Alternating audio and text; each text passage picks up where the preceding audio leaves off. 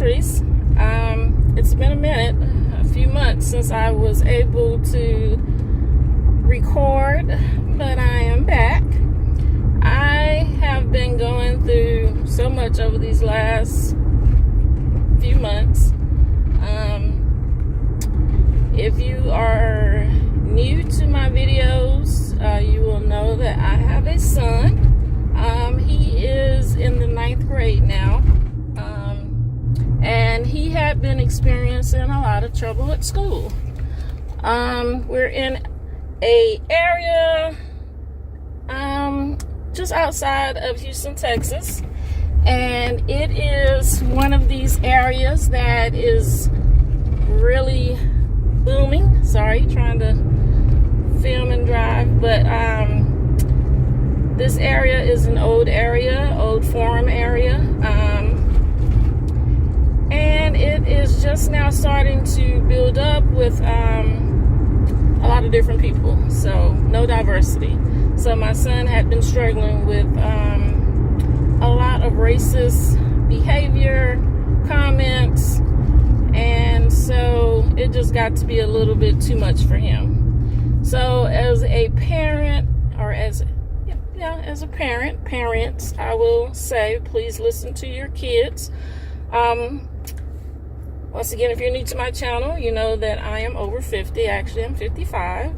And I don't know, I was in the mindset of, you just ignore these ignorant kids. Go on and do your thing. But, that type of behavior does hurt. When you're at an age where you're just coming into yourself and figuring out who you want to be or who you are, your interests, your likes, and trying to establish friends and things like that, those things do really hurt. So for his emotional health or mental health, I decided it best that I go ahead and take him out of the district. And so I've been dealing with that, the emotions behind that, because as I said, we are in an area that is just starting to boom. So I was able to get into a subdivision, which was like a 6,000 planned community. And just now, 2 years later, it's only 600, people in my area. So you can see I was one of the first to get in here.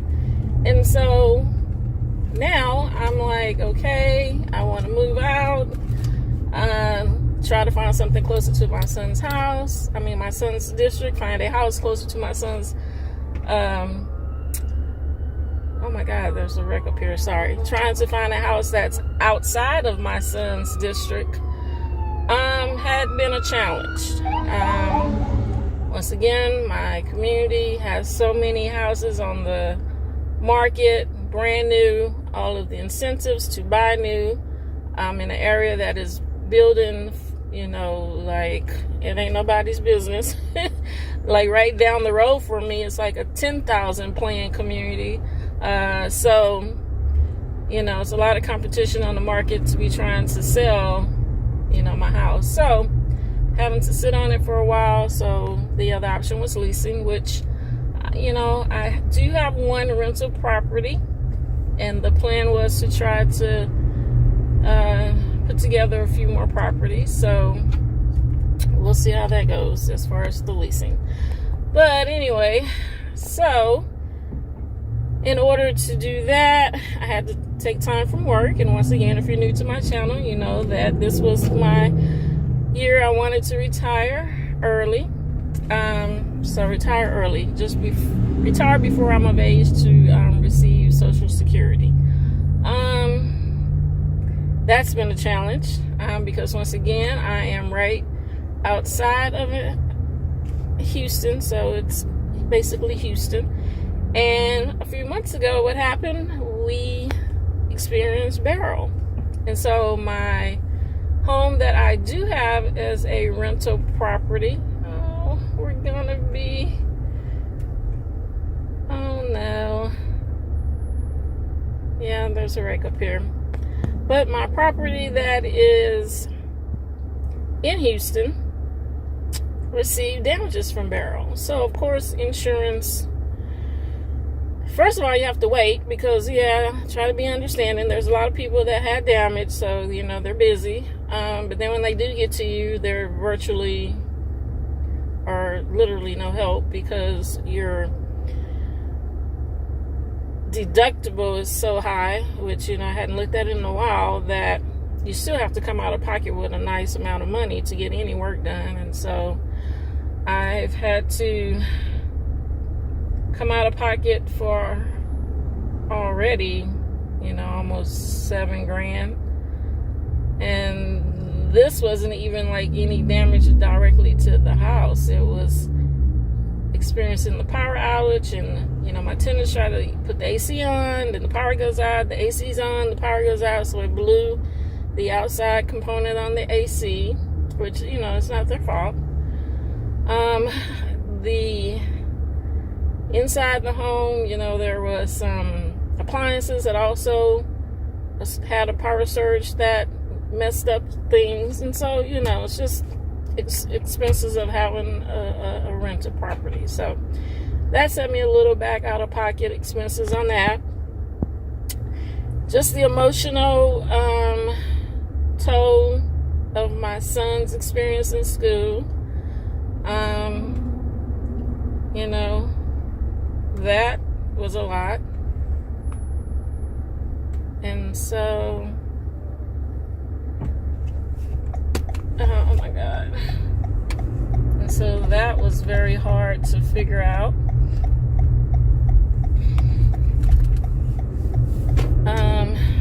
So yeah, it was a lot. My goodness. We've had to take a different route. I'm not familiar with this route. So what I'm going to have to do is put my navigation on to get to where I need to go. And I will have to get back with you guys.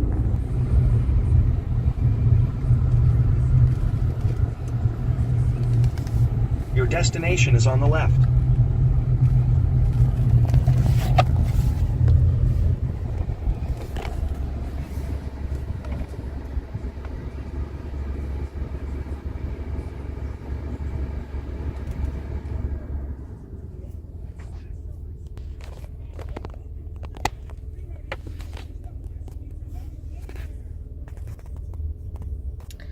And so I made it to my destination.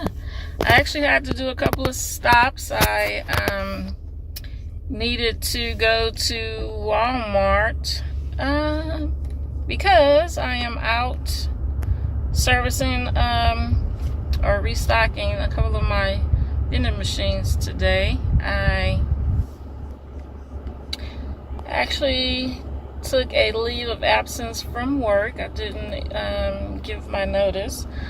I kind of got scared with the Barrel expenses for my rental, and so I thought it would be good to take what I was able to take, which is 4 weeks, to kind of rethink my plan, get my son situated in a different school, which I had to locate him to San Antonio to stay with my sister for the remainder of this school year because I was not able to move to get him into another school district. The school district did not approve my request for transfer to another high school that was within the same district. So, I tried, but I really don't think it would have made any difference because it's the same mentality, the same area, the same circumstances. So, but I didn't want to send my son away. But, once again, for his happiness and being able to have a good school experience, I thought that best.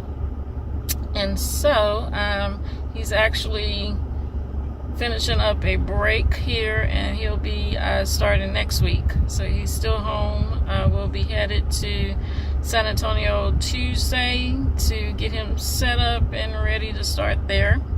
So I'm finishing up some machines, my last two today, making sure they're, stocked well so that I can be gone for however long I need to be gone the remainder of next week. Yeah, and I won't miss out on too many sales, because I do have a couple that I was coming to at least 2 times a week because they were selling fairly well. So my plan was that I was going to leave work permanently, and I was going to try to make a go out of my vending machine income and my rental and try other ventures. I wanted to do the franchise route, which I thought there were a couple that were affordable to me to do it, myself without any financial support or business partner, which I don't have any, but and didn't quite work out. I tried American Cookie, Marble Slab. I tried Planet Smoothie King was my first option. Of course, I did not have that. And the Smoothie King Planet Smoothie is still kind of an option. It would take a lot, but I may be able to swing it. I thought it would be very feasible if I still had some income coming in, other than just using, my 401 and my stocks and stuff, but it's not, I still need to be able to live. So I can't have every single penny I have invested in that, and the time that it takes to get it open, and ROI is just not feasible. So that was a reality check for me. But I still have a few other options. One is to continue to add on to my vending, which I always said that 10 would be a comfortable number, I think, to be able to have income that I could live off of. But then I kind of got, once again, spooked because everything going on with my son and having to relocate him, and I was thinking, hey, maybe I should just move back, to my original hometown, San Antonio. But then I'm like, what do I do with my machines? I can sell my route. But how much could I sell it for? I'm still not quite, I still haven't been able to make myself whole from my initial investment in the machines. And so, that doesn't seem to be a good option. I don't want to take a loss. So thinking like, hey, I bring on 5 more, that's 10 machines. That's going to be an even harder sale. That's going to be even longer to get my return. So still thinking on that. And then I thought, hey, another option was an ice and water machine, which those are really passive because you don't really do a whole lot with those. Of course, everything has, some work you have to put into it, but for the most part, I don't really have to service it, stocking it with anything. So I was thinking I could do one of those in San Antonio, as well as here, and go that route, which I can do financially, but then again, it's the legwork of that, which, I don't know. Guys, I'm all over the place. It's very easy to put forth on paper what you want to do, but then when life circumstances hit you, it's kind of a reality check on what's really feasible. So I have a little less than 2 more weeks to go. Actually, it's been 5 weeks. I have less than 2 weeks to go before I have to make a decision on work. I can go back, or I can just, figure out how to just follow through on my plan and leave and retire. So, a lot going on. if you left your job or retired early, like what were some of the determining factors for you? You can leave me a comment, let me know. I'm really like all over the place. This is scary. I've always worked, even though I want, or even though I know you can't really do anything. I mean, you have to do something different to get different results. You know, continue to work for someone, for companies, and you know, your work-life balance struggles. You know, my son, time away from him, and really focusing in on what he was going through until it got to this point. You know, I feel like was a factor of always being at work. So yeah, just what were some of the things that you considered, took into place, or had in place when you decided that you were ready to leave your job or retire early? Hearing other people's stories is very, it gives you some resources to tap into, some support. So I would appreciate any comments on that. So yeah, I will be trying to make a few more videos here before I have to go make a decision, or record my thought process as to what decision I land on over the next couple of weeks. So it is 2:22. The good thing about the vending machines, even though it is work because you have to keep them stocked and full, it was always on my time. I could sleep in late. If I decided, hey, not today, I didn't have to go. When I went, I didn't have anybody telling me what I needed to do, how I need to do it, how fast I need to do it. So that has been a really welcomed experience. So I do enjoy that. The same at my rental. I went over, make the appointments to have the repair people out to do the work. Just communicated over the phone, drove out to just kind of inspect the results before I made final payments. And hey, nobody told me, hey, I don't like that, I don't want that. It's like, this is what it is, this is what you're getting. So I did enjoy that. So we will keep all these factors in mind when making a final decision. So like I said, it's 2:24 now. I have 2 machines left to be complete, to have all 5 done for the week. I did the other ones yesterday. So I will wrap those up, grab something to eat, go home and enjoy the rest of the day.